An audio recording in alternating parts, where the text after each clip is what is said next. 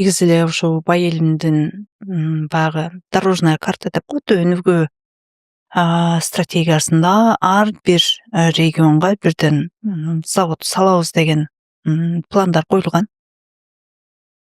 Бирок өзүңөр билгендей, мисалы азыр бай элимдей бир дагы баягы кайра иштетүү заводу жок.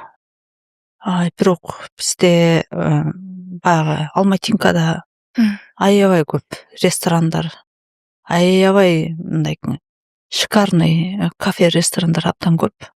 Эмне үчүн? Анткени бул завод аябай убыточный бизнес. Түшүмдөр болбой калат, суу жетпей калат, күйүп кетет, өшүп калат деген сыяктуу нерсе да. Анан бунун бардыгын акташ үчүн баягы бир завод салганда акташ үчүн 10 жыл керек болот.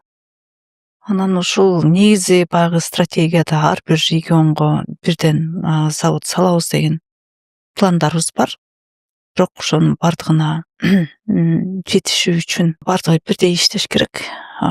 Кийинки заводду салуу үчүн кайра эле акча каражаты керек. Мамлекеттен эч кандай